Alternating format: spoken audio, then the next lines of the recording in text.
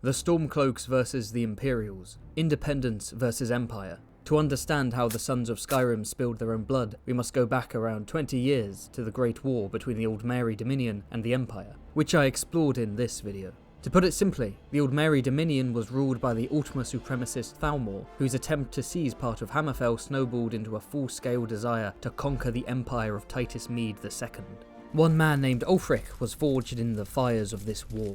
He was the son of Jarl Hoeg Stormcloak of Winterhold, but had spent nigh on 10 years training with the Greybeards of High Hrothgar, learning the way of the voice. When the Great War broke out, he abandoned his mentors and joined the Imperial Legion, fighting alongside fellow Nord soldiers Galmar Stonefist and Rickar. During the war, Ulfric Stormcloak was captured by the enemy. They learned that he was the son of a Jarl, and sent him to Elenwen to be further interrogated. According to a dossier in the Thalmor embassy in Skyrim, Elenwen tricked Ulfric into believing that he was responsible for the fall of the Imperial city, and then he was allowed to escape. In 4E175, the Empire signed the White Gold Concordat to end the war. Among the many brutal concessions was the banning of the worship of Talos, Tiber Septim, the hero god of mankind, a mortal who ascended to godhood. Naturally, the supremacist Thalmor despised the concept of a man becoming a deity. The banning of Talos infuriated many, including Ulfric. During the chaos of the Great War, Madanak and his band of native Reachmen led an uprising, seizing the city of Markarth, overthrowing Jarl Hrolfdir and declaring an independent Reach kingdom. The 2 years of native rule were supposedly mostly peaceful, despite the occasional crime committed against former Nord landowners. After the Concordat was signed, the expelled Jarl and his son Igmund grew impatient and reached out not to the Emperor, but to Ulfric Stormcloak, a veteran of the war and master of the Thu'um, to help them reclaim the Reach. In return, Hrolfdir promised to reinstate free worship of Talos in Markarth. Thus began what is known as the Markarth Incident. Ulfric Stormcloak and his militia marched into the city. In the book entitled The Bear of Markarth, Arianus Arius alleges mass executions took place. Officials who worked for the Forsworn, shopkeepers and farmers who refused to fight with Ulfric, even the elderly and the children who had failed to raise a sword against the Reachmen, all were executed. Even native women were supposedly tortured for the names of Forsworn fighters who had fled the city. It is worth noting, of course, that this book was written by an Imperial scholar with a potential anti-Stormcloak bias, so the war crimes may be exaggerated, fabricated, or, at the very least, pinned on the wrong man. During the Markarth incident, a Reachman named Braig was thrown into the Imperial mines for the crime of speaking with Madanak. He claims that his daughter, Aethra, begged an unnamed Jarl to take her instead, and in return the Jarl's men took her head. The Jarl could be a reference to Ulfric, but he wasn't the Jarl of Windhelm at the time. It could be a reference to Jarl Hrolfdir, the Jarl of Markarth at the time, or it's a reference to the current Jarl of Markarth, Igmund. Either way, the father or son's massacres may have unjustly been pinned on Ulfric Stormcloak by this Imperial propagandist. Regardless, the Empire sent troops to re-establish law and order in the Reach, but were not allowed into the city of Markarth until Ulfric and his men were granted the freedom to worship Talos. This is, of course, until the Thalmor learned of this most egregious violation of the White Gold Concordat, and forced the Empire to rescind their agreement with Ulfric. Hrolfdir betrayed Ulfric and his men, kicking them out of Markarth to be arrested by the Imperials. Thalmor justiciars were sent to Skyrim to enforce the Talos ban across all 9 holds. While Ulfric languished in prison, his father passed away. Upon release, he returned to the angry city of Windhelm as its rebellious new Jarl. For 25 years following the White Gold Concordat, Skyrim was ruled by High King Istlod. For men like Ulfric, he was merely a puppet of Emperor Titus Mede, who himself was merely a puppet of the Thalmor. When Istlod died, a moot was called in which the Jarls of Skyrim named his son and heir, Torrig, to be the new High King. During this election, Ulfric waxed lyrical about Skyrim's independence, his words bordering on the treasonous. For years, Ulfric and his loyalists had stewed in fury. For them, the Empire was weak and rotten, a decaying puppet of the Old Mary Dominion that only existed to rob Skyrim's people with a deft hand and crush Talos worship with an iron fist. The simmering discontent became a boiling fury as the years went by. There were skirmishes between Imperial soldiers and Ulfric's loyalists, who were mockingly named Stormcloaks, an insult they held as a badge of honour.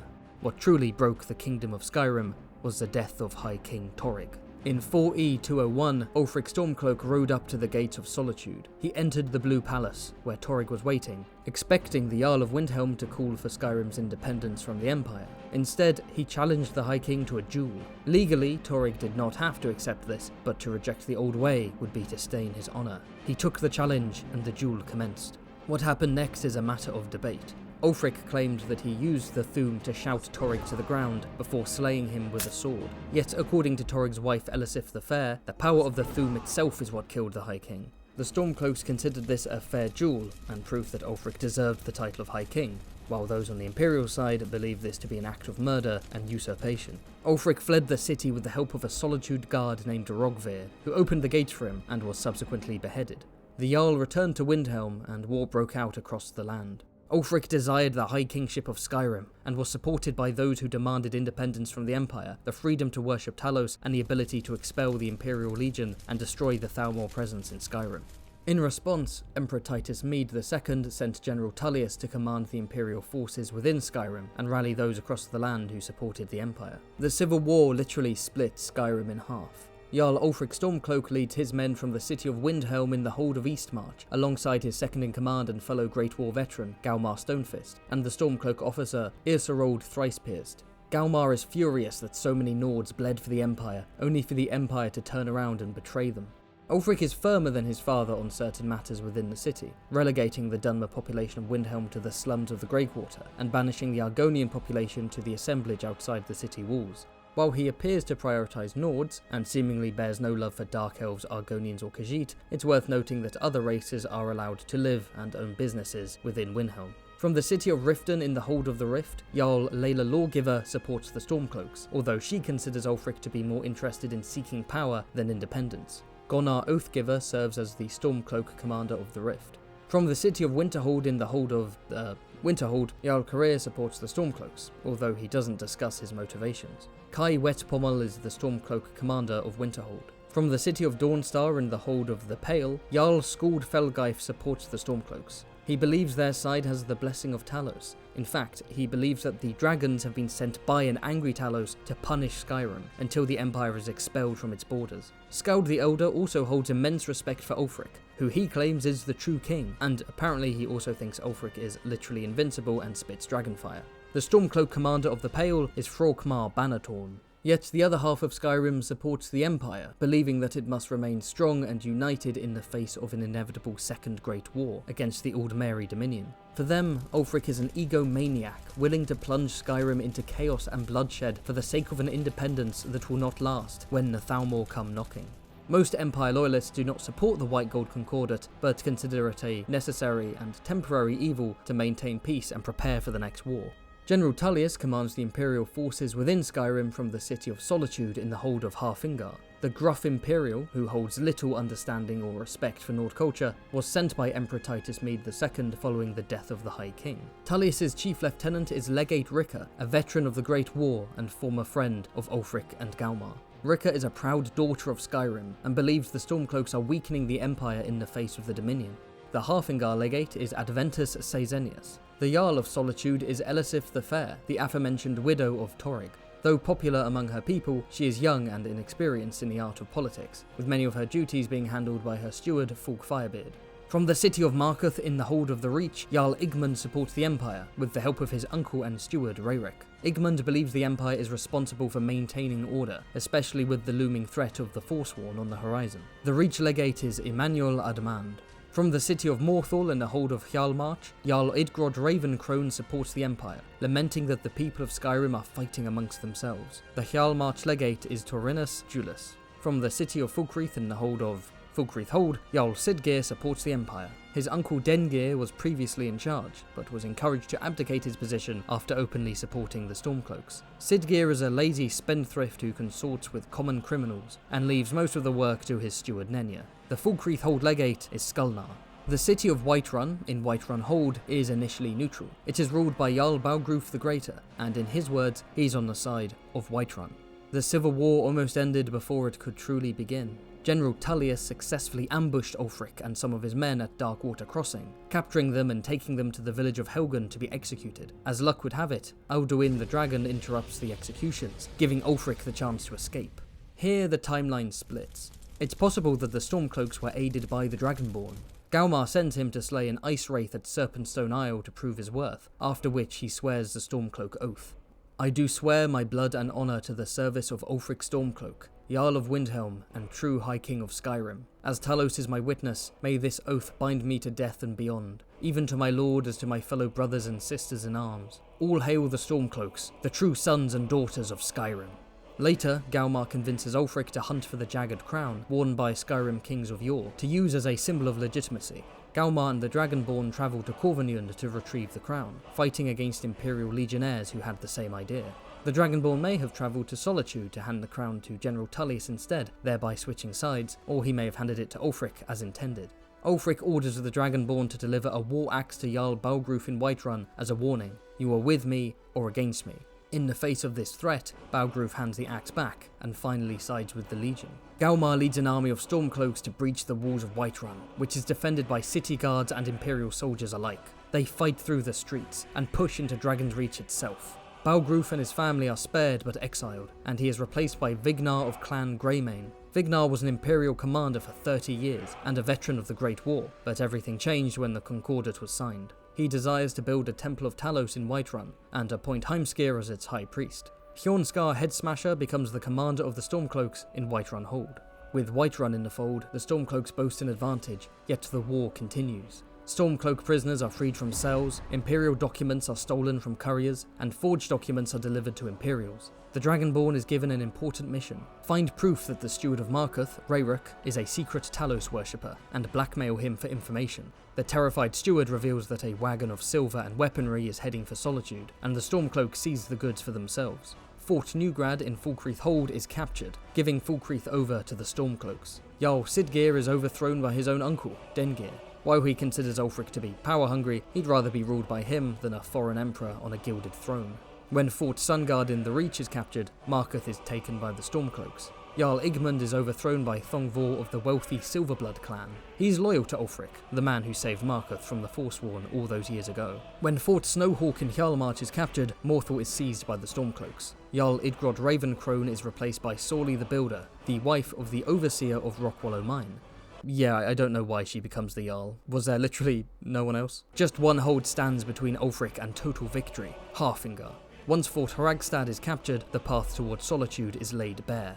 Thus begins the battle for Solitude. Ulfric Stormcloak himself leads the charge, fighting through the city and towards Castle Dower. Ulfric, Galmar and the Dragonborn confront General Tullius. Legate Rika defends her general, refusing to step aside and accept her former friend's mercy. She is slain, and Tullius is beaten to the ground. Some claim that Ulfric took his life, others that it was the Dragonborn's doing. With the city captured, and Elisif reluctantly swearing fealty to remain as Jarl, Ulfric demands a moot and declares Skyrim to be free. Yet this is one possible series of events. Perhaps the Dragonborn sides with the Imperials. Legate Rika sends him to Fort Hragstad to clear out the bandits, after which he swears the Imperial oath. Upon my honour, I do swear undying loyalty to the Emperor, and unwavering obedience to the officers of his great empire. May those above judge me, and those below take me, if I fail in my duty. Long live the Emperor.